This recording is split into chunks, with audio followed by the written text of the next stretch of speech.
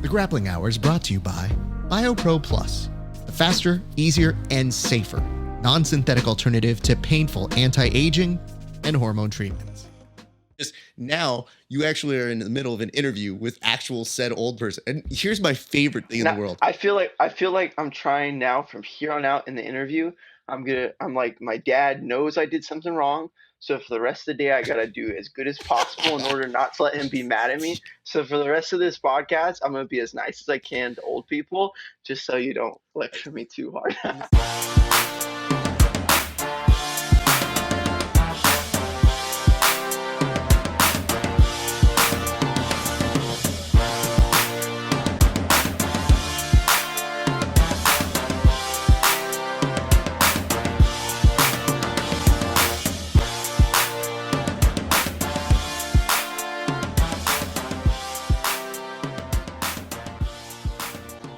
What is up, everybody? It is your friendly neighborhood BJJ podcaster, Rafa Esparza, coming to you from the grave.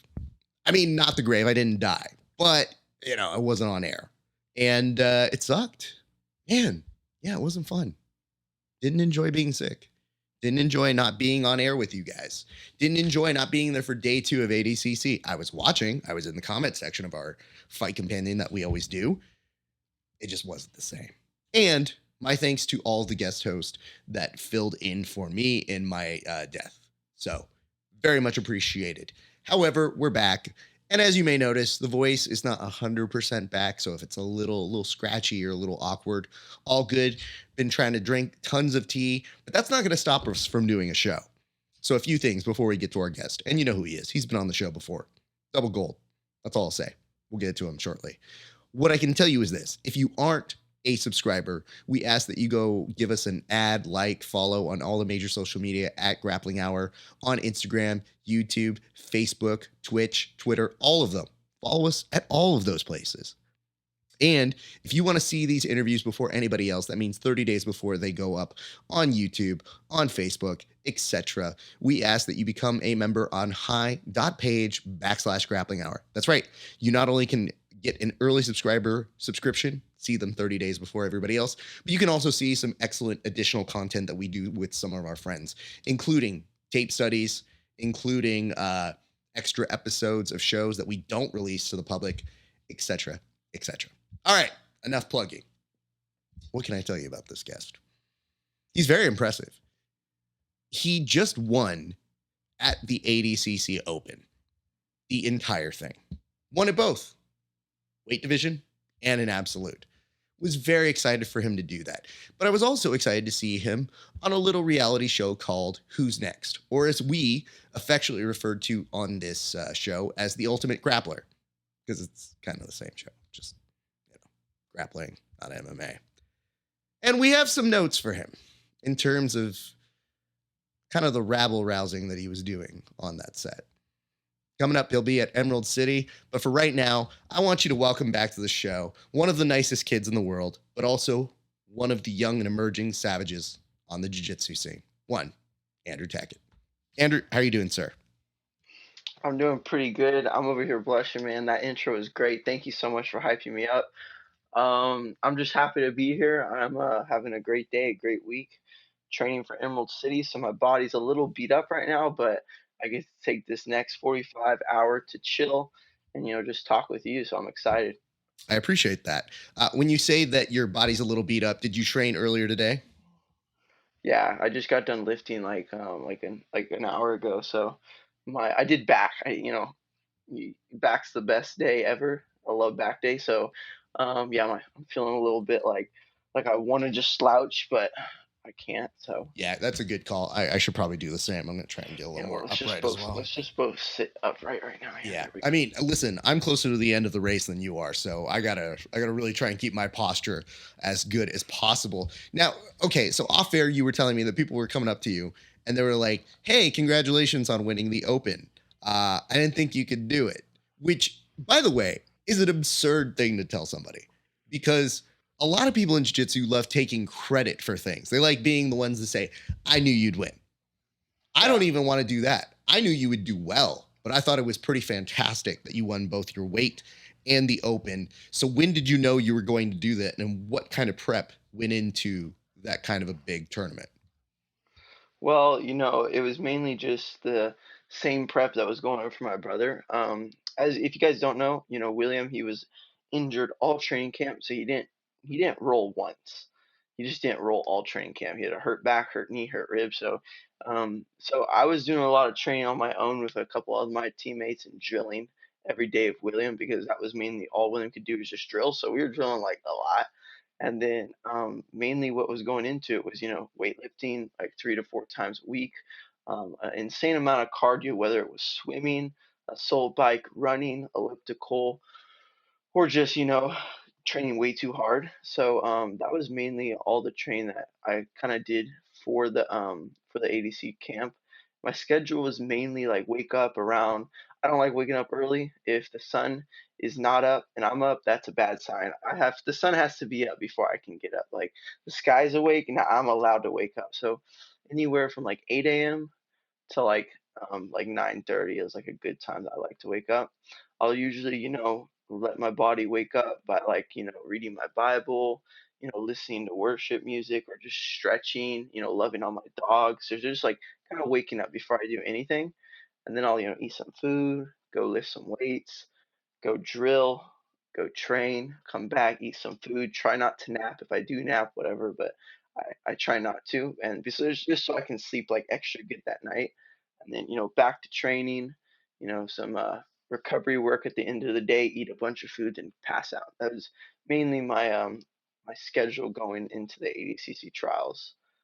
So pretty busy, but like not too bad. So it was a fun experience. I love training camps because training camps really like let me know how I am mentally going into the tournament. Is if I'm not mentally like, yes, I get to look forward to this training session. Yes, I'm excited to get to this. Usually when I'm on that mat and I'm competing, I'm usually like, oh shoot, man, I have to fight this guy. Oh dang, I don't want to fight this guy. But if I'm, good mentally also the training camp that I'm out there. I'm like, oh yeah, next match, let's go. This guy's hard, but whatever, we're gonna beat him. Like, let's go. So I felt good that whole training camp and mentally felt good. So I knew going into the tournament, I knew I was just gonna feel good automatically, and I did. I felt unstoppable. I felt like we all have those days. I just felt on fire. So it was a good feeling. I'm excited. I did as good as I did. Now, correct me if I'm wrong. I don't know that you said how long you knew that you were going to do it because one of the things that you know is William had a certain amount of time that he knew he was going to be Yeah. prepping before he went to ADCC. There's kind of like a prepared sort of a thing. The ADCC Open was talked about for a long time, but when did you finally sign up, or was it like you signed up a little bit after while you had already been working on it? Was it always Mhm. in the plan? Where did that come into kind of a game plan for you? So, my dad, he's on Facebook a lot, and it seems that somehow everything's on Facebook before it's everywhere else, which like I just don't know why that works out, but it is. So my dad was like, "Oh shoot, there's this one ADCC Open. It says 5 grand for absolute." I was like, "Oh shoot, I better start lifting more and get bigger so I can do that." I was like, So I was like, "Okay, I want to sign up like right now." That was about like a month out, so I had like a solid like month of knowing and preparation going into it. So I'm thankful for that. I'm thankful it wasn't just like a week out ADCC Open. I would have been like, oh shoot, bro, this is crazy. So I was prepared. I had a good training camp, so it was great. That's awesome But because I don't know if you saw the clip, but when I interviewed your brother post his ADCC win for the trials, he told me he felt pretty good about his mhm. chances, but he actually thought that your chances were better. And I thought that was such an interesting clip because your brother, everybody knows, beloved, nice. We loved seeing him get that qualification, but he was like, honestly, I was more surprised that my brother didn't end up winning. Did you see that clip, or were you aware of his feelings? Right. I remember. Yeah, I remember seeing that. Man, I felt terrible going into that tournament. Like, like I said, ACC I felt on. Trials, man, I felt terrible. I had no legs. My arms felt like super heavy. I was like tired. I was like yawning all day. Like I had like bags underneath my eyes. Like, man, yeah. We I did a super big weight cut. And I'm not a professional weight cutter. That was like my very first weight cut. And to do like a 30, 32, 30, like some 32-pound weight cut, like my first time, was just, my body was not ready for that. And yeah, I just like day one, I felt great. Day two, I was so exhausted. Like my body just didn't recover and I was just like dead. So day two, man, William was like, "You're gonna kill it." And I was just like, "Yeah, I'm going to kill it. Yeah." Like I was like not believing in myself. I was just so tired, but it was a good experience. I learned probably more from that tournament than I have from like any other, life experience. So I'm thankful for that. Interesting. Do you feel like that kind of propelled you to be ready for the actual Open? Because I was watching it. Unfortunately, again, we mentioned got sick during that one too. But Rest in when, peace, but thank you. But when you were kind of transitioning from, okay, ADCC invite didn't happen, or the qualification didn't happen, let's win this tournament. Like, let's show people this is an actual showcase to show people in that same arena, get that same competition vibe that you're prepping. And it is cool to be working with your brother, even if he's facing some injuries, but you're kind of in this together in a different way. So when that does happen, did you feel like that kind of prep that you had at that West Coast Trials fueled you to even want to win this ADCC Open more? oh yeah. Oh yeah, totally. I mean, for ADCC, like for the ADCC trials, I didn't even train like 2 weeks out. I just like wasn't didn't have enough energy from the weight cut. I was just too tired. I couldn't sleep at night because I was calorie deficient. Like it was just like a bunch of bad stuff. So like I was just mentally not wanting to compete. But for ADCC Open, like I said, like the whole time I was just like, let's go. Like, I'm so excited. Like I'm freaking gonna kill it. Like I was just excited to compete. Like ADCC trials was more like I was excited to get it over with so I could eat, which was more where it was at. I mean, listen, if I was competing, the food would be a big motivator for me. I'm pretty sure they would be like, they'd hold like in a cartoon, like food on a fishing wire to just kind of reel me in to do well. Pretty sure that's how they Yeah, motivate me. no, for sure. I was picturing like steaks and like pizza. Like when I was scrapping with Damien, like halfway through our match when we were just like dying, I was just like, what, like that one motivator speaker, like, what motivates you? I was like, pizza.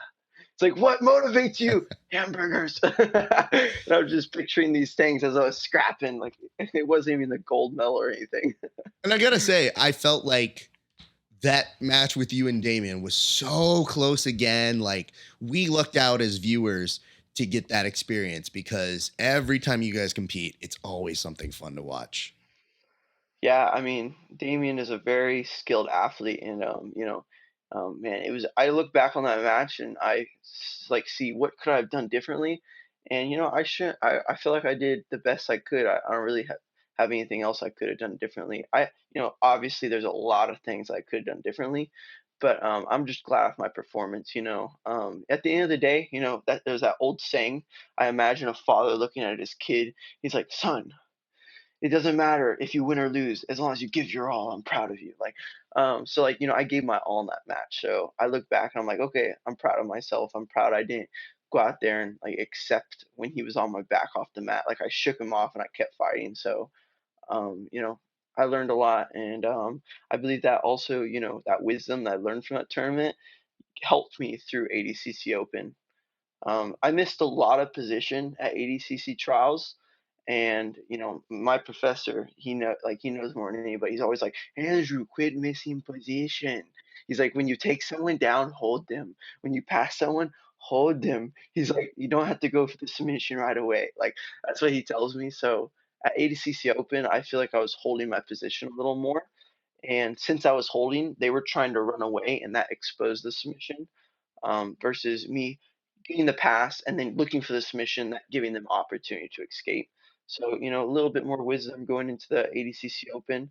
And the cool thing is, I gained even more wisdom for ADCC Open. So, catch me at Emerald City. I might even. Uh oh, uh oh. All right, all right. You're getting ahead of us here, kid. All I'm right. kidding. I'm kidding. I do love that. Hey, listen, they need all the plugs that they can get. And we're going to talk about your prowess as a first person testimonial guy with your Who's Next experience. I'm going to get to all that. But I do want to Sounds ask, good.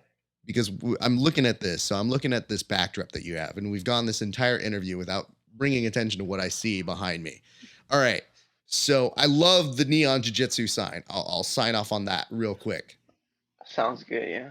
But Let's it's go. not just the neon jiu-jitsu sign. If It's we blocked off like that and that, then it was just, yeah, it'd be a little better. But well, that's not what I'm talking about here.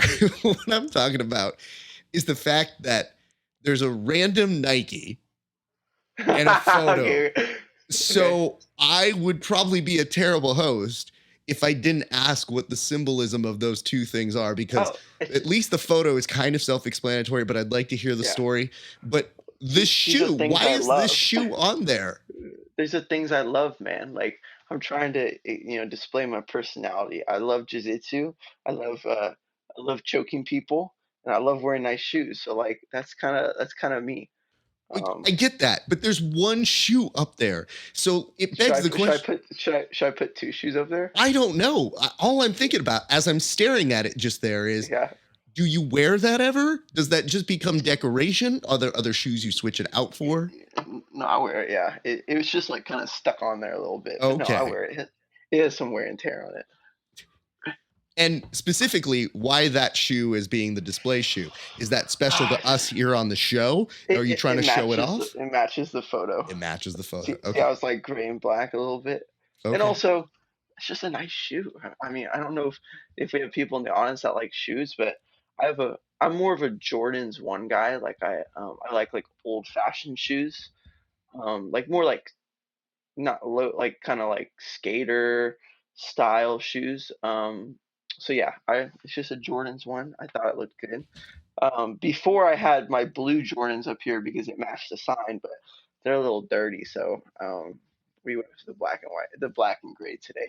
Well, I didn't know that you had this side of you, this interior designer side of you, that's making sure that you show it off. Because I'm wondering if you ever do other interviews and you do have a setting, this has become the office. And I now look at it and I'm like, oh man, are you going to switch out different shoes for different interviews now? Because it's Oh a man, I'm different gonna thing. start doing that. I'm gonna start doing every interview a different shoe. I'm gonna take down this sign right here and I'm gonna put a different shoe right there, and I'm gonna put the sign maybe a little lower, like right here, Okay. just so there'll be like two shoes up there. I legit, There, I have to ask now because you're putting yeah. that one up there. You said that you're partial to some Jordans. What is the best pair of shoes that you own?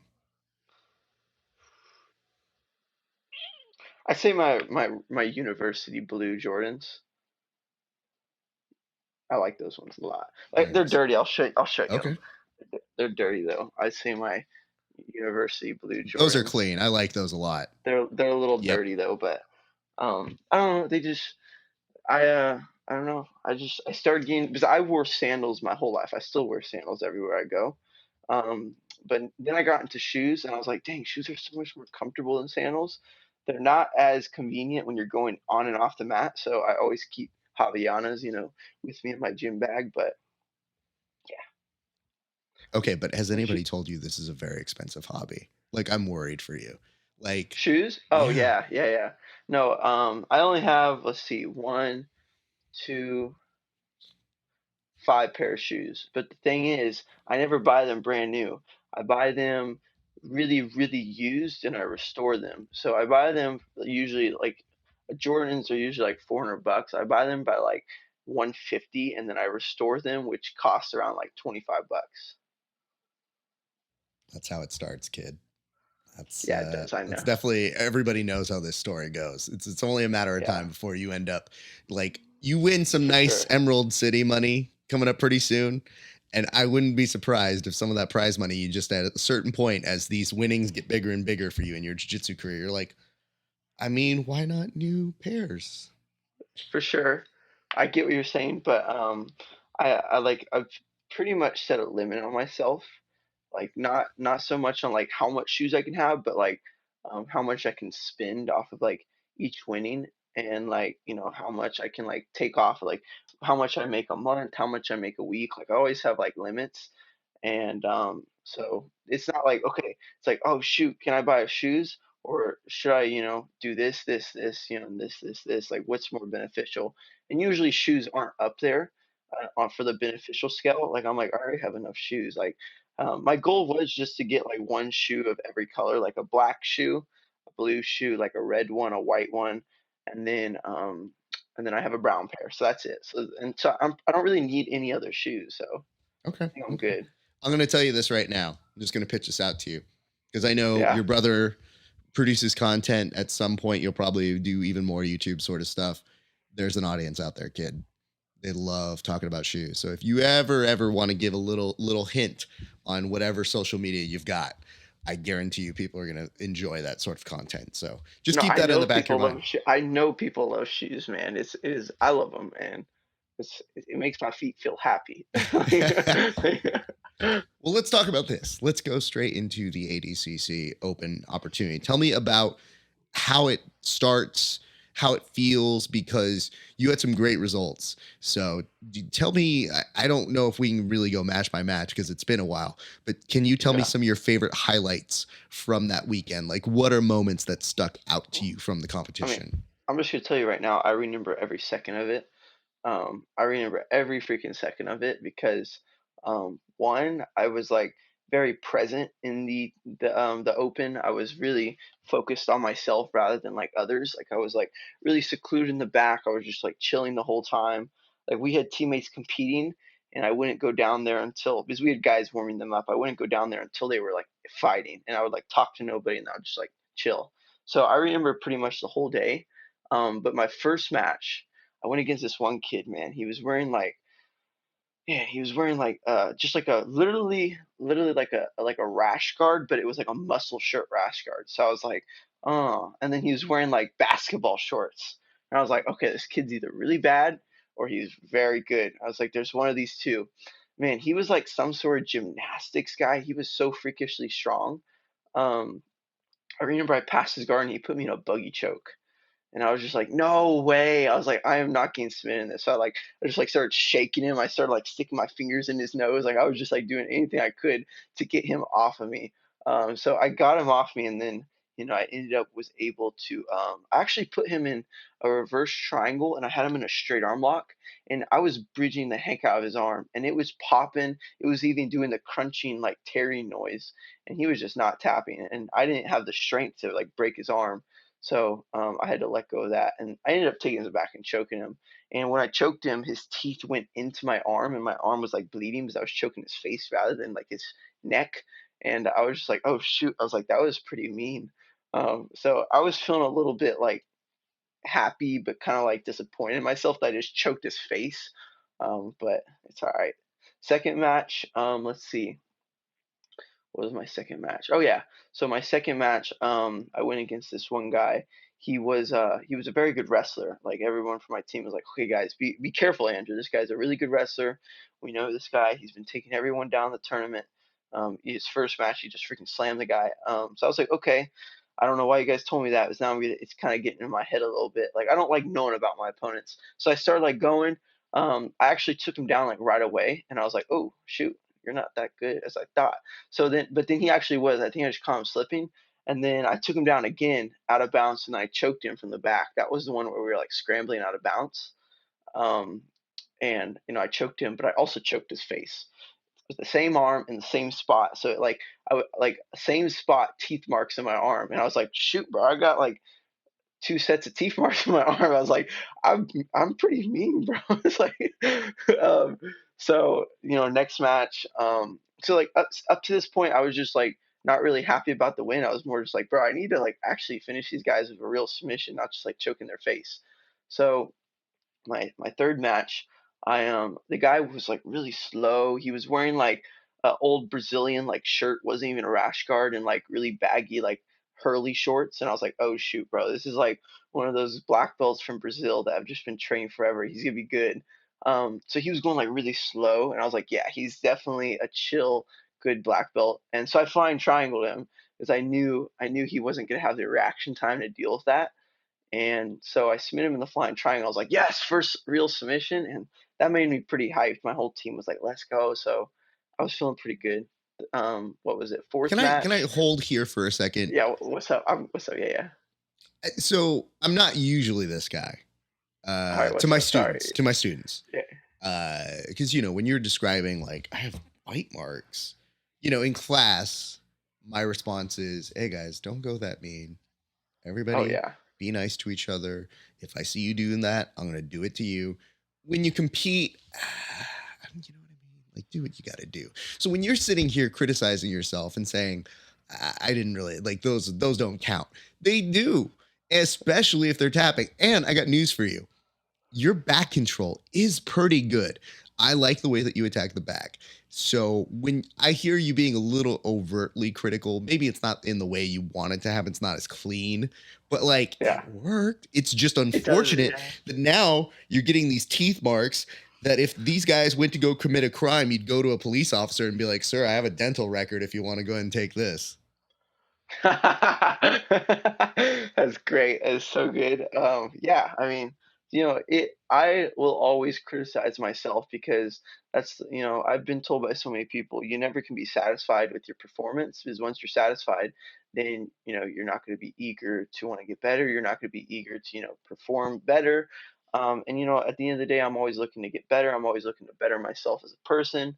There's every area of my life I'm looking to get better. So, I'm just the type of guy that's hard on myself. Like I'll be like, "Oh man, you suck," and people are like, "No, don't do that. That's mean. You can't say that to yourself." And I'm like, "Well, until the day I am satisfied, I'm just gonna keep doing that." But hopefully, I'm not satisfied with how my performance is in jiu-jitsu until like the day I die. Hopefully, I just keep getting better and, I'm out there and I'm like, whoa, like I do see myself sometimes. I'm like, okay, Andrew, that was a little impressive. Good job. And then sometimes I'm like, dang, you just choked his face. That could have been under the chin. Like, Let me okay. This is coming from some old person wisdom here. Um Always be in the pursuit of better. Better is yeah, better, obviously. However, you will stifle yourself if you are overtly criticizing yourself to the point where you're not improving, because it's easy to get down that spiral of not like appreciating what you do. So the real like secret sauce for competitors, in my opinion, is those who can learn how to use losses and imperfections as fuel. And the minute you learn how to do that, your game's going to go to another level. It's a tricky balance because the harder you are on yourself to the point where it's not within the realm of reality, the less you're going to advance in a way that becomes spectacular, if that yeah. makes any sense. No, it makes total sense. I mean, Yeah. I get completely what you're saying, but also I am very prideful, and I'm very hot-headed. Like I will like win and be like, I'm better than anyone. Like I'm totally like that. So I have to like extremist myself in order to get myself like this much. Like I can't like say, oh, you get better, improve, focus on the details, but you're still amazing. Like I can't like go half and half, because then I'm just gonna be super prideful. Like I have to like extreme douche on myself in order to like barely douche on myself. Like, does that kind of make sense? Like, I'm going to tell you right now, that's not really a good t-shirt that you want to go with, but I think I get the gist of what you're trying to say. okay, Um, okay, yeah, I can tell you right now you're in a big upswing. The yeah, time where what I'm saying will come to really seep in is when you hit a rough skid, because yeah, athletes, when they're on the upside, everything's great. When they're truly challenged, and let's say you get to 22, 23, and then something happens where you're not winning as much as you used to, you're not the new yeah, kid in town, there's another version of you, there's always another Tackett. So there's always somebody that comes up out of nowhere. And what yeah. happens is the more you know how to mentally prepare and be like, oh, I've been there before, I know what this is. So the swings work for now, and use that. And I like that you know that about yourself. So it Well, is like, a good I thing don't know, to be I don't know if respectable you of that. know, I don't know if you know, but like, I was submitted in an e-bar by Joseph Chin in what's it called, Enigma, and then I was also submitted in an e-bar by Kyle Chambers, and then I was also submitted in an e-bar by what's his name, something like that. He's a wrestler. So I've like that was like a really down part, like just like getting submitted by Kyle. Then like next tournament getting submitted by Joseph. The next tournament getting submitted by that guy. It was like three losses in the row, but the same submission. I was just like, "Whoa." I was like, "Oh god, this isn't good." I really need to fix something in my game. Um, and I kept like a good. Everybody was like, "Dang, Andrew, you suck." So like, I kept like a really good like mental state that whole time. Because I was like, okay, I'm learning by these submissions. Like, thank God, I'm not going out by like just in like horrible way. Like I'm getting caught. Like it's never me getting like destroyed. It's just, I'm being the guy and then I'm getting caught. So, I kept a good like mental state through all that. Is I was like, okay, see how you're getting caught, learn from it, and this is only, you're 19. This is gonna like improve. At the time I think I was 18, but I was like, this is going to improve, so many much years to come, because you can take these losses and you can cultivate them and you can absorb them and you can turn them in ways not to get ever knee barred again. So I get what you're saying. I'm very thankful for every loss that I'm going to have in the future. God's will that I don't have any losses ever to come, but I know I'm going to have some. Everyone loses, except for some reason Gordon Ryan doesn't lose, but but uh, Not but anymore. Not anymore. not any. But he Yeah, does have he some definitely that did used to.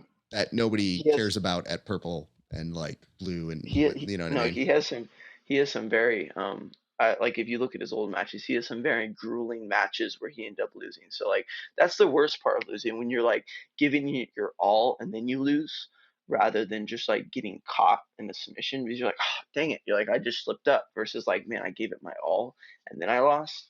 But I know I don't want to say I'm going to, but probably I'm going to lose in the future. So um just mentally preparing myself, how I'm going to learn from those situations and how I'm going to use that to better myself, rather than, make myself lesser. And because when you're lesser, you have to reclimb the ladder, versus, just stop exactly where you got submitted and then use those to, go up two more steps and, you know, just excel from there. But I am a big believer in like the fire of like a winning streak. Like when you win and you win and you win, like you just feel unstoppable.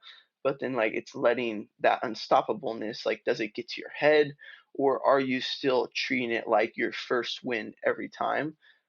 Because some people, they'll go into tournaments and they'll win, and then the next tournament they'll win, next tournament they'll win. They're just like, wow, I'm unstoppable. Then they'll lose, and they're just like, dang, I am no longer unstoppable. Versus like you win and then you're like, shoot, thank God I got that. Like that was just 100% like preparation. Like that was nothing. Next win, you're same thing. Like, man, thank God I got that. Just keeping that humble, advancement. So you're never like falling too dramatically. Like you're never like, I'm unstoppable. Ah, shoot, I suck. Like, you know what I mean? Yeah. I mean, again, mine comes from being both a coach for other things outside of jiu-jitsu that were way more Yeah. mentally challenging. And I know that sounds weird, but for different No, things no, that that are for are, sure. are There are. more like physical in jiu-jitsu, like you can exhibit something and you can be really good at it. And there's definitely a Yeah. lot of mental toughness that comes along with it. But I had people who were competing in events that had no physical activity and had to be so pristine in their mentality that if you even slipped Yeah. up, you wouldn't win. And Yeah. one of the things that you learn very quickly is the more that you don't learn how to beat yourself up in a good way, is the more you hold yourself back. And so Okay. that's the one thing that I kind of like caution young performers, especially very talented young performers Yeah. or athletes, is just you're good. Live in that, allow yourself those 1 or 2 days to be really upset with yourself. But then the Yeah. moment that you find that thing, you're like, man, I'm killing it. Like now you'll find your vibe or whatever it is that gets you into that zone again. For sure. But like I mean, that pursuit I of it the is so much the fun. way I the way I'm learning that is, I'm a Christian, and like, whenever I do something wrong, there's something that happens. It's called like conviction. Like it's like, oh man, I messed up, and it's like, are you either saying like, oh shoot, I messed up, I suck, like why'd I do that, or shoot, I messed up, but I'm glad that I messed up because I can use that in order to grow and not messing up from now on. Like and for a long time, like when I was like messing up and doing bad things, like I would be like, wow, you're so much of a better person than this. You're so much of a better athlete, of a jiu-jitsu practitioner. And the weight of that would just like kind of like I would dwell on it too much rather than dwelling on, getting better. And But now, like, I feel like whenever I mess up, just in like daily stuff, like I'm like, okay, I can use this now as a way not to, because I know I messed up, so now I don't have to mess up in that again, because before I do it, I know exactly what I'm doing, and I can use that as a way to improve. And same goes into jiu-jitsu. Like, before you go out on a tournament, you're like, oh shoot, this guy just got 2 points on me. You're like, dang it, I'm down. I'm down. I'm gonna lose. Like, now you already lost the match. Or, okay, I know what he's going to do if we're in that situation again. So now I'm kind of one ahead on him, even though he's still up on points on me. I can get these points back, and now there's no way he's getting those points back on me, because I know exactly what he's going to do to get those points. Like, just looking at it in more of a positive way, even when you're losing in a match, is a big way to pull you through to the end.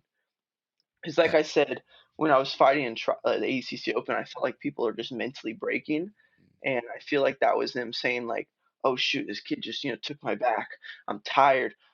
Oh, whatever." Versus like, this kid just took my back, but he doesn't have points on me, because we're in the ADCC and it's super hard to score points. So I can escape this, and I know exactly how he's gonna take my back, and then using that as fuel. But yeah, I mentally being mentally strong is just like one of the, I'd say, like, biggest key aspects in anything in the world. It's like having a good mental game, and like a will to say no or yes and be strong in that is like, oof, that's hard. Very Well, hard. we've also seen a lot of that from you in the past year, especially of you being able to pull that off. I want to get through the rest of the bracket, though. You said that you remember that. Excellent recall, by the Yeah, way, on all of those I things. do. You know I what? do. Listen, if you do remember it, I want to keep going on this streak because you I don't do stop remember there. 'em. You go straight through with another submission in your next match. Tell me about that.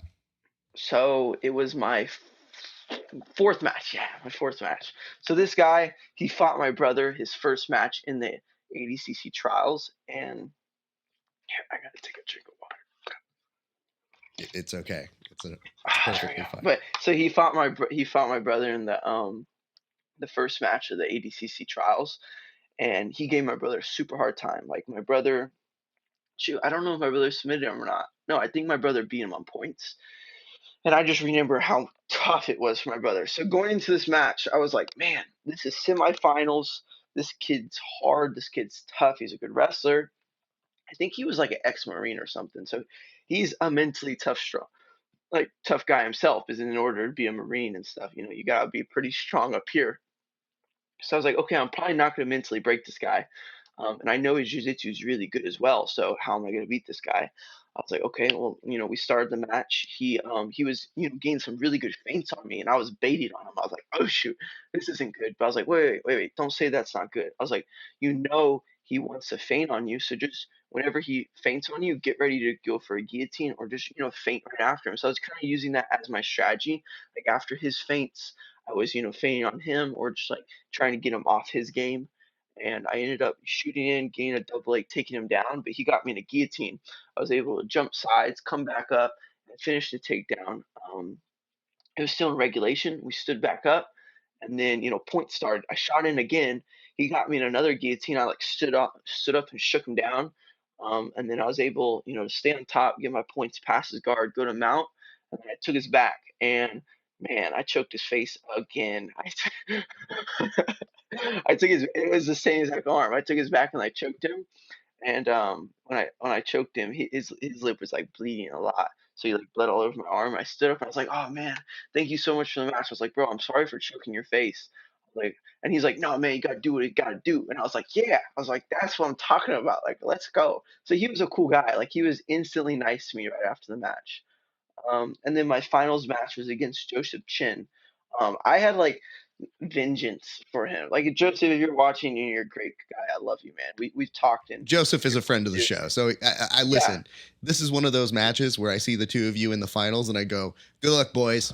This is just a yeah, good match for the rest of us. I like you both. Let's see for what sure. happens. For sure.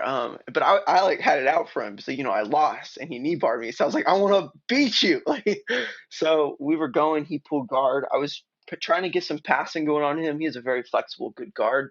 I almost passed him once, and then he had almost got me in a really good leg lock setup. He stood back up. I took him down out of bounds, but we were still in regulation, so no points. Um, I almost passed him a second time with like circling towards his head to get like Kisa Katami, but he was able to defend that. I started noticing he was breathing heavy, and I felt good, so I was like, "Oh, hey, just keep going, keep going." And thank God, William, being a great coach that he is, he noticed Joseph was a great guard player on his right side, still an excellent guard player on his left side, but his left side was more, easier to pass to. So I was like, okay, William's like, pass the left side, pass the left side. So I was doing that for the rest of the match, and I was having great success with it. It was tiring him out, and then we were in points. He off of a knee cut, he circled his leg over for whatchamacallit, what is it? For like a false reap. I backstepped out of it, so now we were in 50-50. He stood up, so we both had our legs in the air, like kind of in 50-50. And then I had the fast reaction. I hopped over for like reverse mount, and then he bellied down, and I took his back and choked him.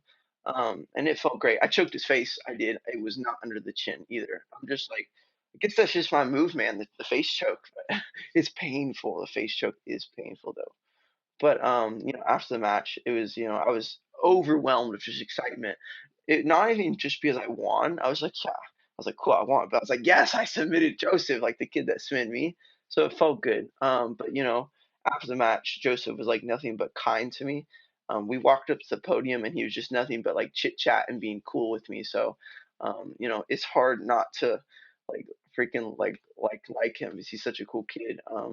But I'm sure we'll fight again in the future because we're 1-1 right now, and we're so close in body type and weight and everything. So we'll probably fight in the future. So I'm looking forward to that because I know now he's gonna be coming at me with vengeance, like trying to submit me.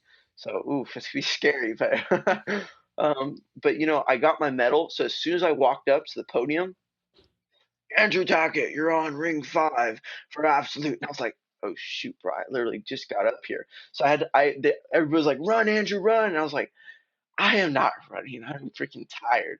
I was like, I am walking to that ring, and they're not going to disqualify me because they're just not going to, they're not FGGF. So I walked down there all slow, as slow as I literally could.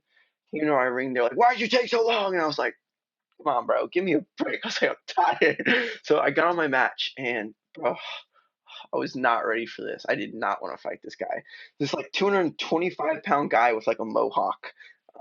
Like I was just like swole and just like was sitting there like pacing, like getting ready to go on the match. And I was just like looking to my left, and I looked at my teammates, and I was like, "We about to do this right now?" And they were like, "Let's go, let's go!" And I was like, "All right, fine, we about to do this." So I got on the match, and he was like hitting my head down, was like being real aggressive, and I was like, that kind of fired me up. That like awoken the lion back in me. So I started like feinting on him, and I was able to like feint, like Sean for a single leg. Um, Jumped on his back, but the ref called time, even though we never were out of bounds. Like you have the mat, then you have the mat, and then you are out of bounds. We were like in this mat, so we still had like 2 more mats to go, but he called time. uh, it's all right. But I ended up taking him down. I took his back, and man, this guy was so strong. I couldn't submit him the whole round, so I just held his back for the rest of the round. I like went to mount, went back to the back, went back to mount, and I think we finished in crucifix. So yeah, and that guy was so cool, man. Like I haven't met a big, like kind of meathead looking guy that is so nice like that. Like shout out to him, bro. He was so cool. Like as soon as the guy raised my hand, like he was just like clapping and smiling. So I was just like, it was just cool to be able to fight somebody like that. It's usually people with mohawks and they're swole. They're usually not trying to be organized people and like, but they're usually not. They're They're not trying usually to be your pretty mean. best friend is usually what Exactly. happens. That's a good way to put it. Like they're trying to beat you up. But he was nothing but kind. So my second match in the I want to absolute. hold again right here. Yeah, what's So up? how did that absolute work? Did you sign up beforehand? Is it that once you win, you're in consideration? Because I didn't know how that works. I mean, we vaguely know how it works for the big ADCC show. There's a lot of Yeah, backstage shenanigans where people get asked, and I know a lot of yeah, people are lobbying to be on there. yeah. But in your particular case, what happened to the point where it seems like it's a fault that, I know things have to move quickly, but okay, you just were on the podium. It's not like you were in the bathroom. It's not like you were at a Yeah, concession stand saying like, yeah. they'll go when I'm ready. Like, you're For sure. literally on the podium going, seriously? Yeah, no, for sure. That's what I was thinking. I was like, seriously, bro. I was like, come on. So they said Absolute was starting as soon as the last match in the division was, and my match was literally the last match in the division. So they gave us like a 10-minute break. So that's why it was so rushed, and because I was the last match, went up to the podium. I guess that was the 10 minutes, and then I was straight back on. For all the other people, I'm sure it was a little bit of a break because they probably had a couple matches in the that podium started. Um, so now we're into the third match or the second match in my absolute division. Who did? Oh, I fought Brailer. So he was the guy that actually was on the reality show. He got smitted by Dam in the Strangle Lock. So many people don't know, but Brailer is amazing. He won Nogi Pans. I believe he podiumed at Nogi Worlds, like took second. So he's really good. He just kind of he said he got a little scared of the footlock, which made him get smid. But um, man, Brailer and I had a scrap. I took him down. I passed his guard. He pushed me away, and then I passed his guard again. And then he came up, wrestled up like when I was in side control, and then I got what I like to call the Spider-Man choke. It's like the rear naked, but from the front, like they're in the guillotine. So you go wacha and wacha like that, like that. So and their neck's like kind of in that area. So I got that on him, and it was really tight. Like he almost passed out. So that match, I felt great because I was like, whoa, I did really good against him. Like he's strong, heavy, so I felt good. I felt good. I was like, okay. And then my next match was Jacob Couch, and I was like, oh shoot. I was like, this guy's actually really good. I was like, okay, let's take a more cautious approach. Let's just not go out there and get submitted right away. So he pulled guard, and I was just kind of like feeling him out, and he grabbed my wrist. And man, when I tell you his grip strength was so strong, like he grabbed like cookie jar grip, and I was just like, what the heck? I was like pulling my wrist, and I was like, ah, ah, and I was like, dang, I can't get this back. I was like, okay, what are you doing? Why are you trying to pull away from his grips? I was like, that is not your style. So I started like going after him, and like he grabbed my hand, and I would just get closer rather than like pull my hand back. So I was just trying to like keep pressure on him. Wasn't trying to do anything rash or crazy and get submitted because I knew he was a lot stronger than me. And I started, he started getting tired. I felt good. That 6 minutes went by. We went to overtime. I knew his wrestling wasn't good, so I just didn't even waste time. I just like fainted and shot. Probably should have had a more technical approach to it, but I didn't want him to shoot on me then pull guard, so I just like shot immediately. He got me in a super tight guillotine. He started like grinding my face in the mat. I got a bunch of like mat burn all over my face, and then I started like bleeding from my lips, and then I popped out and got my 2 points because I initiated the shot. And then there was like a minute left in that the overtime, and I was just like, everybody was like, "Hold him, Andrew, hold him." I was like, "Why am I gonna hold him?" I was like, "There's a minute left. I'm winning by 2 points." I was like, "Let's submit him." So I started like trying to pass him, and I couldn't pass him because he's a great guard. And then the match was over and I won. I was like, "Yeah." And the reason I was so excited for that is because I avenged, William, my older brother, because William lost to Jacob Couch. So that's why it felt even better to beat him because I was able to, get that submission and get that dub back for my brother. Do you wish that you could recover faster from workouts or training? Do you wish you had the same energy, power, stamina, and drive that you used to? Every year after puberty, your growth hormone decreases, sometimes by as much as 50%. And, spoiler, it doesn't come back. It doesn't matter how in shape you are or how good your diet is. Just like death, taxes, and sequels to The Fast and the Furious, they're gonna happen, whether you like it or not. But Raph, how does this affect me, a young jiu-jitsu practitioner who believes he will never get old? Well, growth hormone decreases can cause poor workout performance, slow workout and injury recovery, chronic fatigue, mood swings, depression, body fat, low libido, poor sleep, and a lot more. Though frankly, if you're asking me, that sounds like plenty. That's where BioPro Plus comes in. BioPro Plus is the first of its kind 100% non-synthetic alternative to prescription HGH growth hormone treatments. It immediately replaces what your body is not getting, and it does it naturally without the needles, nasty side effects, or the expensive costs of typical synthetic growth hormone treatments. BioPro Plus is not a synthetic drug, so it won't shut off your natural production or cause you to pop on any drug tests. Wink. ADCC competitors. Since 2009, BioPro Plus was only available through doctors, but not anymore. Now you can get BioPro Plus shipped directly to you. No doctor visits, no blood work, no pharmacy. If you're serious about your training, and I hope that you are, go to Bioprotein Tech and use the promo code GRAPPLINGHOUR for 30. We're giving them $30 off to our idiots.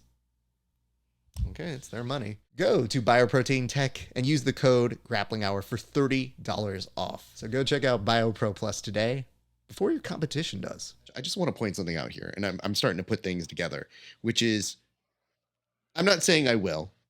I don't think my jiu-jitsu is that good, but I'm now putting together something here, which is that if I ever submit any one of you guys, meaning the Tackets, I now realize that there's going to be a chain of the rest of you that's going to go out there to avenge said brother that got tapped. So this is terrifying to me for so many reasons, because I like the fact that you came over and you're like, oh, it's okay. It's okay. Yeah, that guy's really good. I had to get him back for my brother. And I wanted to make sure he knew that, you know, at the end of the match, I said, that was from William. Hi. Like, I mean, yeah, I mean, like literally before the match, Cody, you know, if you guys know Cody Steele, of course. he like was up to me, he hugged me, he's like, Andrew, I just want to tell you, this isn't for you. Like, if you win this match, cool. This is for William. He's like, think about William when you're tired in that match. Yeah. He's like, you need to freaking beat this guy. He said, because, you know, he beat your brother and you got to get him back. He's like, I believe in you. And I was just like, ooh, we feel the adrenaline pumping now, boys. Like, like I was ready when he told me that. Like, so yeah, it was cool. That's awesome. And honestly, like, the thing I think that really makes William, you, your younger brother Caleb, all so endearing is that there's not an asshole bone in your guys' real bodies. Like, even when you're silly, you're playful. No, you guys, I've seen it. Like, we still haven't talked about your Who's Next experience, and it's coming. And there's some stuff that you could misconstrue as, oh, look at that. But there was stuff that when I was watching that show, and I don't want to give too much away, where I'd look at it and I'd go, look at that little brat. Look at that little brat, Andrew Tackett. That little gooser right there. That dude's putting on some bad news. And again, there's something funny about you picking on the resident old person, which, by the way, is not even an old person. I'm an actual old person. So when you're telling this kid, it's just like, yeah, I don't know, man. It just sucks that he's so old. And I was like, we're going to talk about this when I see him next. All right. We'll get to that. I mean, yeah, I knew that was kind of like his. No, we're not talking about that. Are we? We'll get there. We will go to it. You don't get off the hook just because we still have to do the ADCC Open final match. We will return to it. It's just now you actually are in the middle of an interview with actual said old person. And here's my favorite thing in the world. I feel like I'm trying now from here on out in the interview. I'm like, my dad knows I did something wrong. So for the rest of the day, I got to do as good as possible in order not to let him be mad at me. So for the rest of this podcast, I'm going to be as nice as I can to old people, just so you don't lecture me too hard. Listen, okay. I appreciate that. But I'll tell you the real thing before we go to your finals match that made me laugh, which was, you know, everybody has like a narrative or a story that they're kind of pulling out of these things. So when they go to this and they talk about Cool Rock, if you would, and saying how old he is, they get to a moment. I'm having a podcast. Someone's in my sorry, that was my little brother. My little brother walked in. It's all right. He knows his interview is coming at some point, so that's not a problem. Yeah. It's in time. He's just too young where I know I'm going to say something too mean already. Yeah. You have to be a certain age before I usually interview my people. Little brother's a lot more mature than I am. I've heard he's a terror. I've heard he's the next big thing coming. But he I also he has a lot going for him. I also tend to know that, especially because you kids are such good kids, I don't tend to curse a ton with you guys. I do on my other interviews a lot more, but I like you guys and you don't tend to do that yourselves. And I know you don't ask that or push that upon anybody. I just try to match the level of the guest, but I appreciate that. Yeah. You're welcome. I just know as well, it's not intentional because sometimes I've definitely swore when you guys have been on and I don't care. But I always know I'm like, I don't want to make fun of kids. So I've had parents throw their kids at me and be like, let's have you interview them. I'm like, have you watched my interviews? I don't Okay, think it's a yeah, good idea. Wait until they're older or they're at least winning things that are for old people sure. things. So anyway, Yeah. the joke before we go is when they mentioned how old Cool Rock was, they're like, yeah, man, he's out there fighting for old people. And then I think on the placard, it's like 32. And I was like, wow, wow, Flow Grappling. Wow. Yeah, that dude's not even super old. He's fighting for the people who just barely entered Masters division. He just looks older than what it is advertising. So See, I laughed my ass off. he wouldn't tell us his age. So none of us in the house knew his age. So I assumed he was like 45 because that's Oof. kind of what he looks like, which is still He not does look a even little close older. to I'll give old. you that. I'll give you that. I just So knew that when I saw you and him, and I go, this young kid's gonna bully the shit out of this old man. yeah, I Oh mean, man.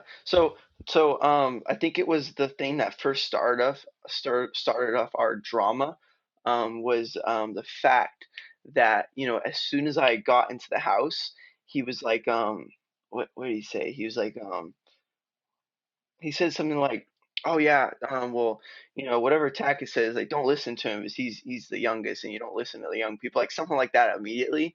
And I was just like, "We doing that?" I was like, "All right, old man." I was like, "We doing that?" And so and so from the that point on the show, like we kind of made an agreement. I went up to him. I was like, "All right, we're smack talking each other." I was like, and I just like walked away, and he was probably like, "All right, I get that vibe." So we just totally, and none of it was staged. We just totally were just like trying to be douches to each other the whole time. Like we were trying to figure out like the things that are the insecurities and the things that bothered us, so we could like hurt each other. And he was calling me like a privileged like white child, like thinking that like got to me. And I was like, did it get to me? I was like, I'm kind of like happy with that. Like you're kind of pointing out like a good thing about me. So the old man kind of got to him a little bit, because when I called him old man, he didn't want to be known as old on the show, I was thinking. So I was just like just trying to call him old man as much as possible. But yeah. Yeah, I And mean, I'm glad to hear it wasn't staged because from my perspective, it looked staged. And it oh, we're looked, just horrible at smack talking. That's why probably it looks I staged. mean, I didn't say it was good staged. I just said it looked staged. So when I saw it, as somebody who actually works in reality television and who works in television, I can watch those things and go, all right. And so I'll tell you this: we're gonna get there. I have other notes about that, but the one thing I will say is, as much as I have issues on certain production elements of that show, I was just so happy you all got opportunities because those are very rare things to get submission only matches for guys who aren't Gordon. And to make them interesting, I thought they packaged it well. I thought you guys all got some time to shine. Some of the stories were very well told. So, for all my gripes, which are usually intended to be like, I hope you produce a better product, I was happy to see you on there. And the weirdest part to me that I don't know that you understand is it's so weird for me to be rooting against you from the way you're presented because I was like, I Yeah. like Tackett. He's a good kid. I don't know who this kid is.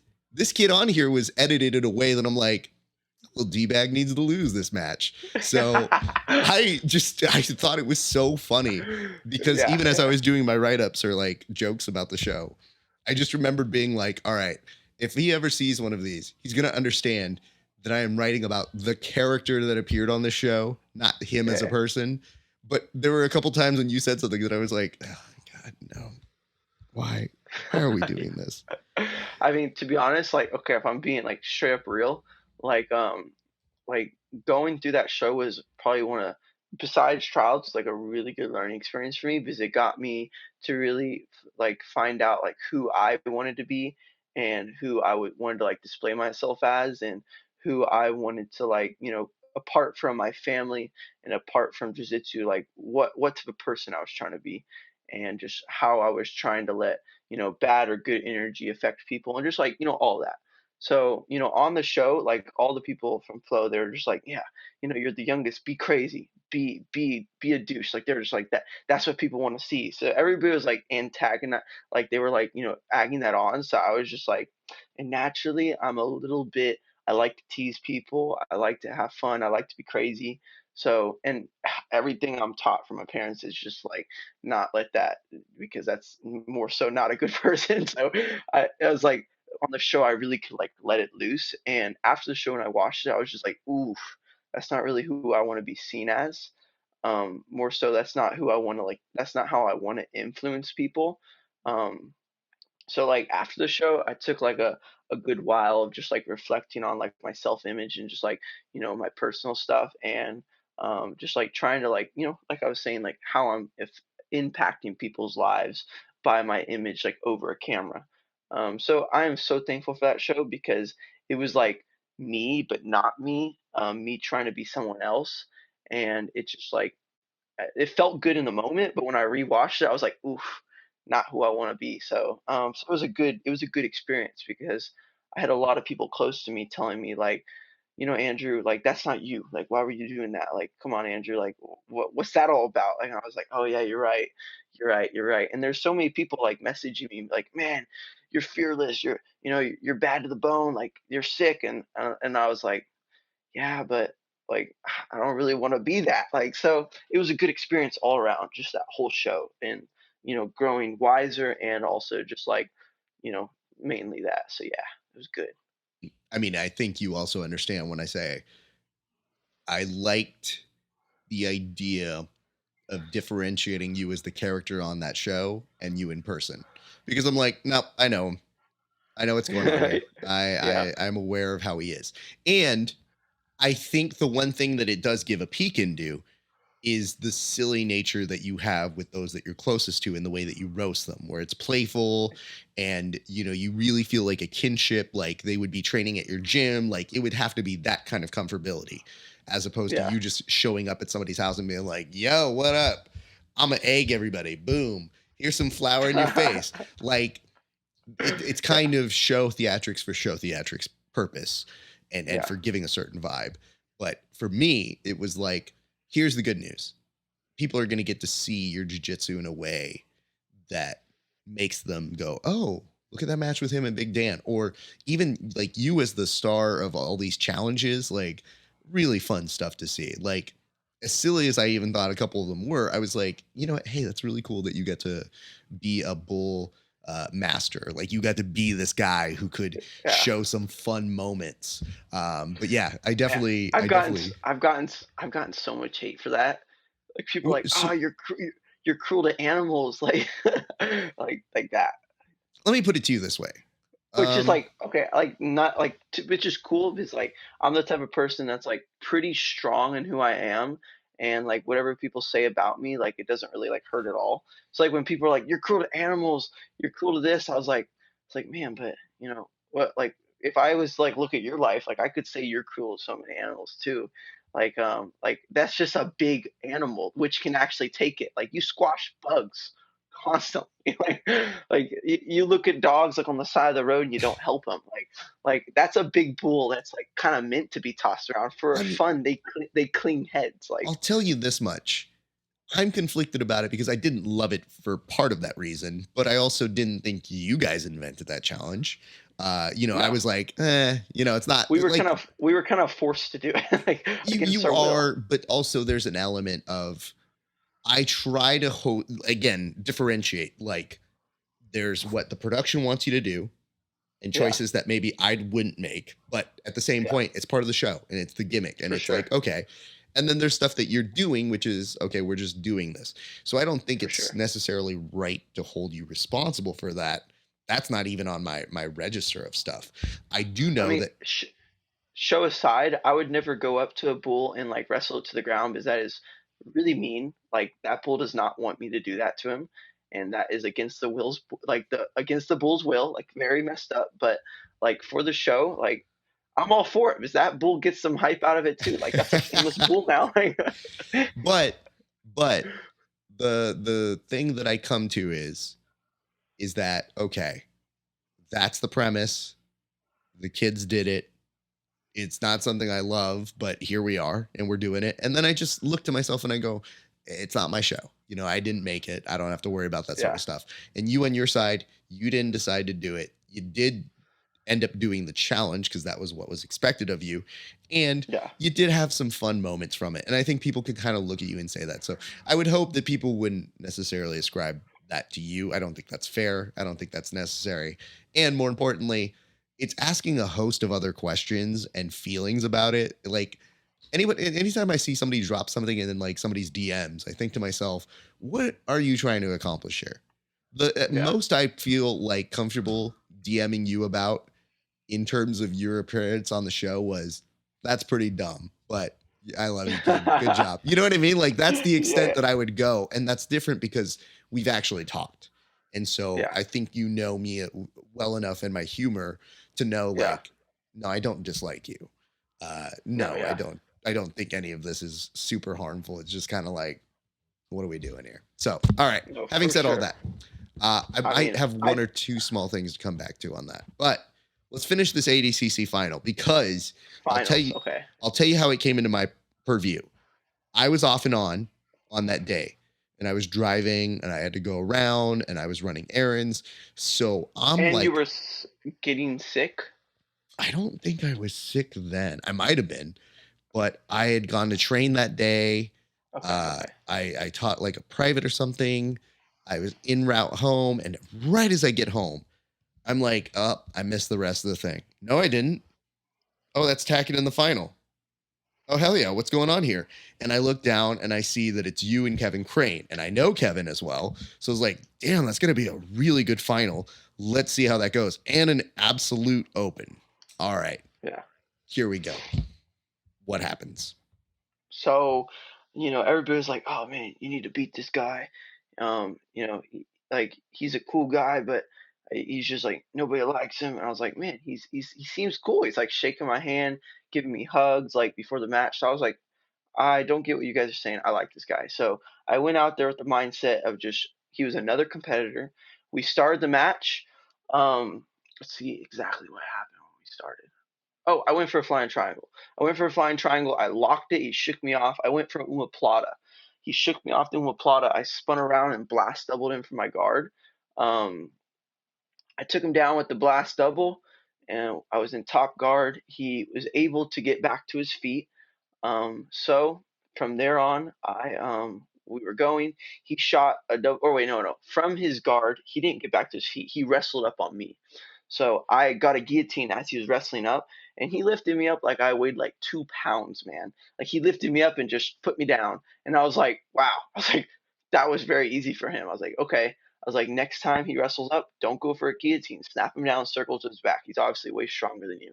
So I was able to use the guillotine, get back to my guard. I got back to standing. Um, and that was pretty much the whole match until this final exchange. I was able to snap him down, get my lead side underhook. I got my rear side underhook. I went for like a dummy, like a throw by, and he like fell for it. So then I threw by to the opposite side, and then I instantly jumped on his back. He forward rolled because Cody was telling me, he's like, yeah, when you're on his back, he's gonna want to forward roll. So as soon as I got on his back, I knew he was gonna forward roll, so I jumped and dove over the top of him. And then I was able to lock up the rear naked choke. This one was actually under the chin, believe it or not. So how many rear naked chokes did I get that tournament? One, two, three, four, five. I got 5 rear naked chokes, and no, 6. So out of 6 of them, I only got one of them that was underneath the chin. Like, let's go. That's a horrible percentage, but so that last match was it felt good. Like when I stood up, and the thing that I was thinking was just like, okay, how am I gonna celebrate?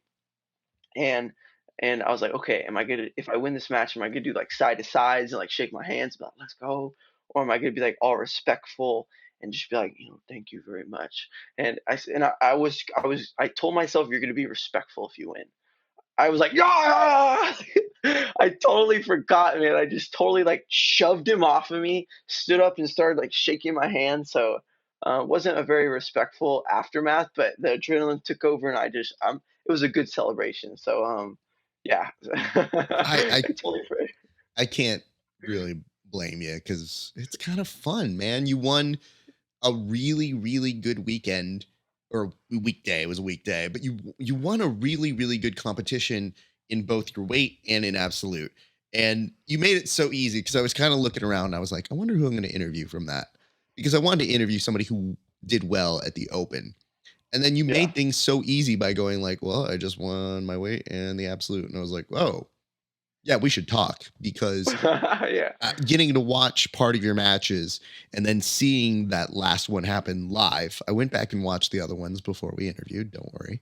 But watching that one in particular live was like, I could just see how happy you were. And to have an iconic photo of you, gums bleeding, like cash in hand, sort of a thing. And I was like, what was that young man thinking? Like, what was going through his head as you have that look on your face that says, I've been through some wars today? Um, so what was going through my head after, I won my finals, Mo gave me the money and I was had the two golds around my neck and I was just standing on the mat. Um, I was more just like overly thankful. I really haven't, that was like not my biggest it was my biggest win probably so far. But it was more just like, wow, I could not have done this without all the guys that were here supporting me, hyping me up, my teammates training with me. I was just so thankful for everything. Like I was like, wow. I was like, I don't have one injury. Like I don't have any injury except for my mouth. So like that's pretty dang good. So I was just like super thankful. You know, eh, I was just happy. Like I was walking back to the hotel after that, and I was just like a zombie. I was just like, oh, I'm so beat up. Like I barely could move my lip because it was just hurting so bad, and I had like gi burn like all over my face. Um, and then I was like carrying like my backpack and my medals around my neck, and I was just like carrying groceries back too because I wasn't ever in a hotel, so I just like had groceries at the event. And people were like looking at me in the hotel, and they're just like, and I still had my rash guard on. And I was just like walking, and people were just staring at me, and it was the best ever. Like I was like, "Dang, this is so sick!" People are staring at me. I look like probably like such a like cool guy right now. It was hilarious. Like, I was just walking, and like people were just like literally like sitting there just like staring at me. I'm like, "You're literally just staring at me." Like try to make it a little more obvious, like that sort of stare. So man, I was just so thankful. Like I got back up to the hotel, like washed my mouth out, took a shower, and I just laid down in bed. And I was like, okay, I'm gonna fall asleep now. Didn't fall asleep because I was, hype on the match. So, yeah, so I just stayed awake for like 2 hours, just watching my matches, and just, I ended up like hugging my dad, cried a little bit because he was so happy for me too. And biggest takeaway like after winning that match was just the like overwhelming feeling of just joy. Like I was just so joyful from it. And man, it was great. I just want to win again now because that felt so good.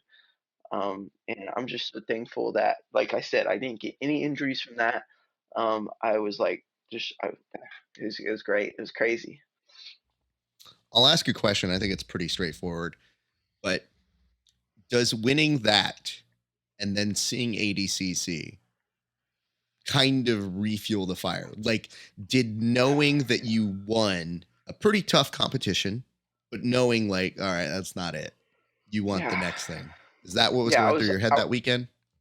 like you telling me like, okay, don't be hard on yourself because that's just like not where you want to get your motivation from. Like because that's like a fire that will eventually die down. Like immediately when I watched ADCC, I was like, dang it. I was like, I'm not out there. I was like, I'm such a failure. Like I was like, I just won this, but that's not enough. I should be out there winning that. So I was like really happy because I was like, okay, I won this, but now I can look forward to that. I was like, that's the goal. I was like, but man, you should be out there, Andrew. So make sure you're out there next time. So it was a great experience because I'm able to use that wanting to be out there so much to make like ensure that I'm out there next time. So I'm gonna be doing everything in my possible might.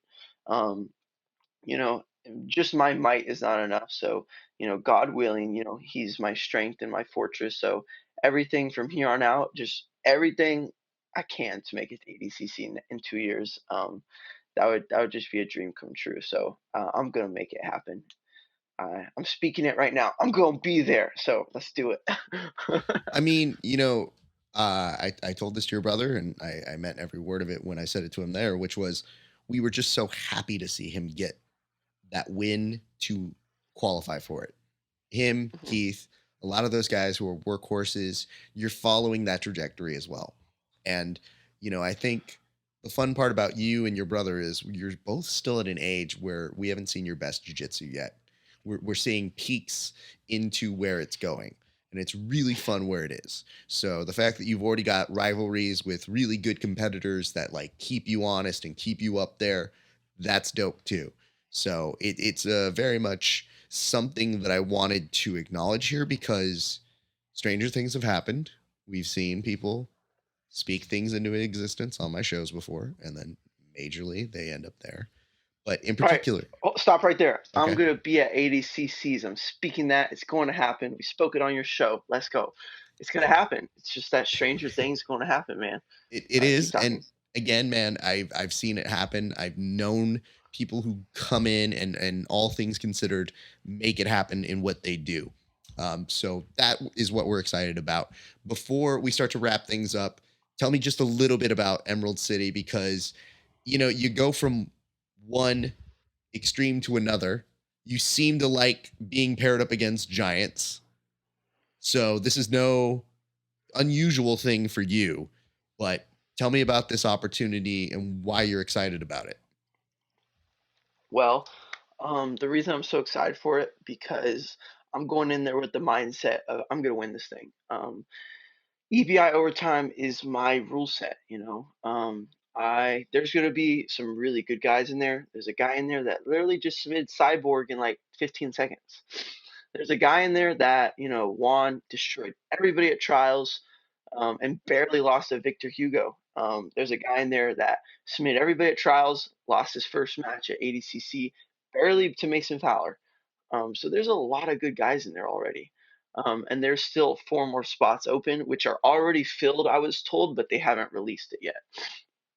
So, my mindset going into this Emerald City is, I'm gonna win this, and it's not a matter of a doubt. Like, okay, I'm smaller.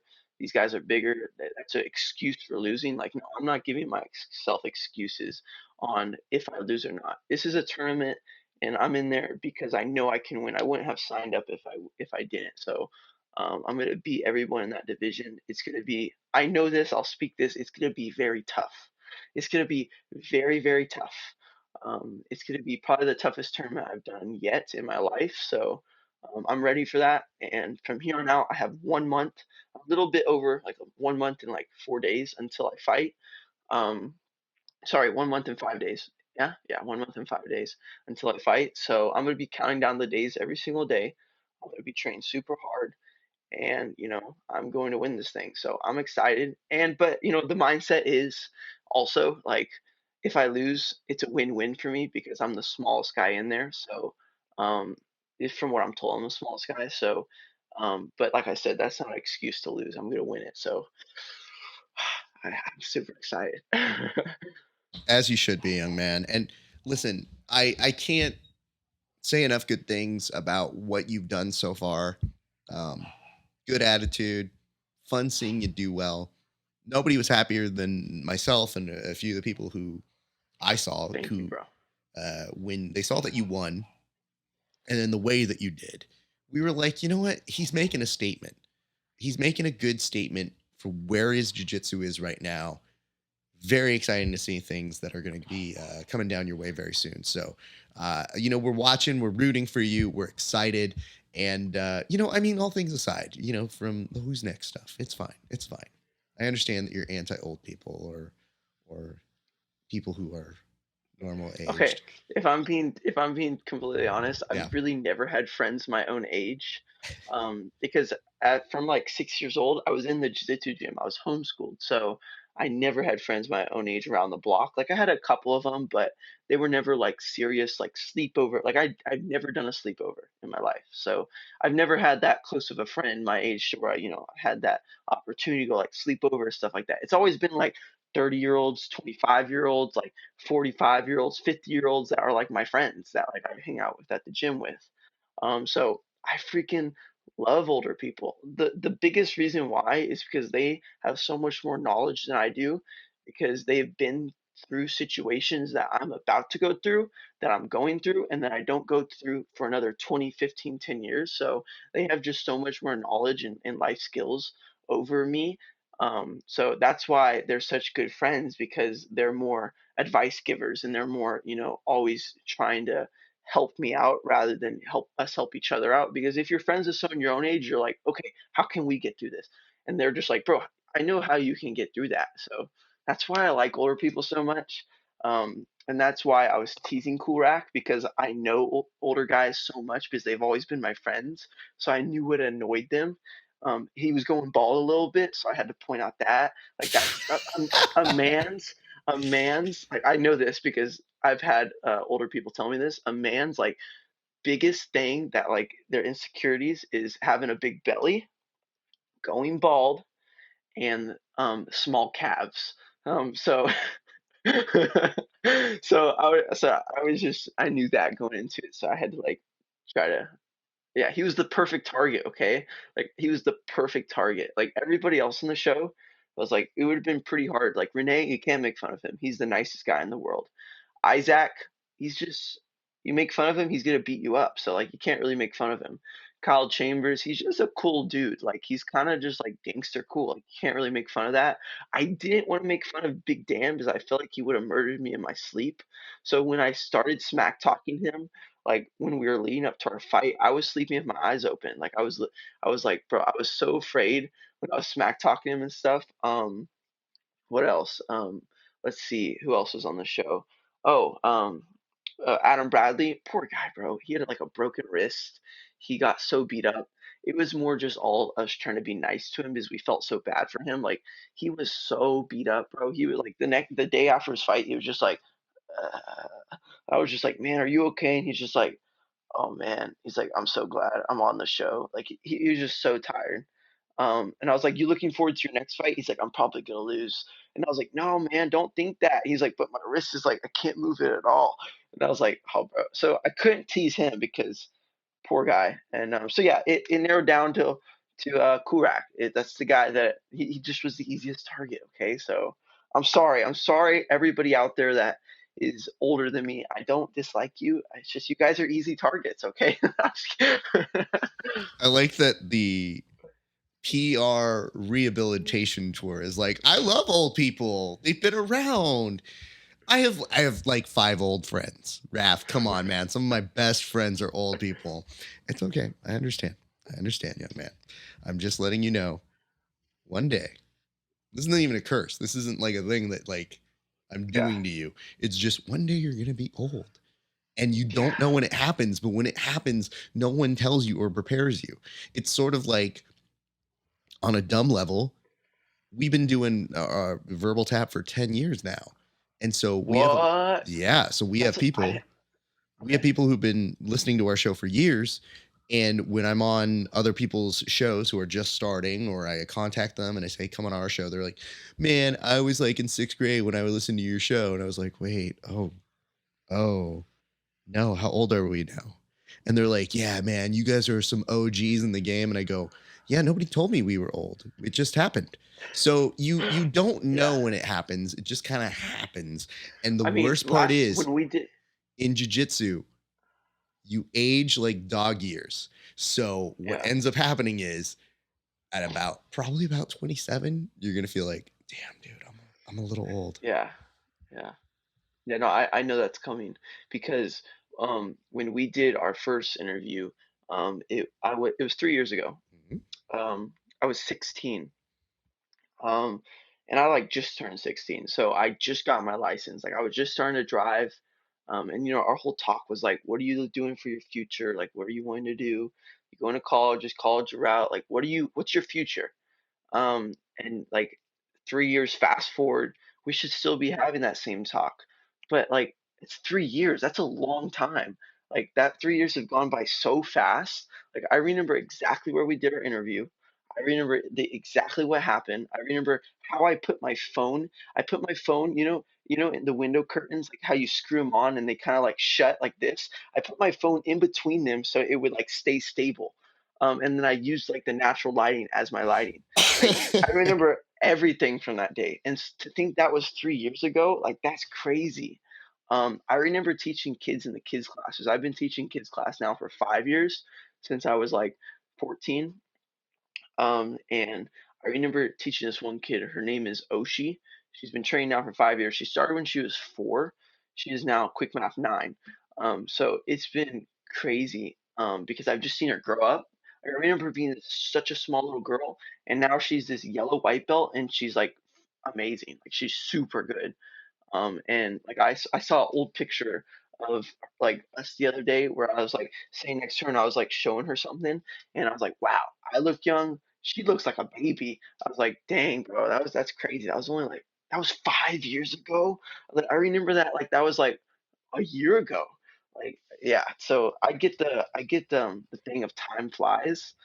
Um, yeah, it's crazy. So I can only imagine in like soon I'm gonna be like 26. I'm going to be, probably, let's see, what would I probably be doing by 26? I'm probably going to be chilling down a little bit from competing. I'm going to be probably working towards owning my own business, owning my own gym if that's someplace I want to go, unless I'm doing online or, you know, but I know by then I'm going to be in a part of my life where I'm not trying to let my, you know, attributes show, more let my smarts show. So, man, but probably when I get 26, I'm probably gonna be like, wow, it's already been 7 years. What the heck? Like, so man, wow, I mean, here's the good news. I'm sure we're going to be doing this again. It's yeah, probably sooner than later, given the fact that you keep winning stuff. But I am very excited to see what things are coming. And the nice part is having some perspective outside of what you see for yourself. Because one yeah, thing is hard is when you're in the moment, sometimes you see a certain interpretation or you see a certain thing, and then other people see it in a different way. And especially those of us who yeah, have been around for a while, it's like, oh, he doesn't know what's going to happen yet. Interesting. Like, I don't know exactly what's going to happen, but you see for good sure, things happening. for sure, Sometimes in a little more clear way than sometimes the person who is doing it or manifests it. So it is fun watching from the sidelines and enjoying that. Andrew, it is a great opportunity to get to catch up, man.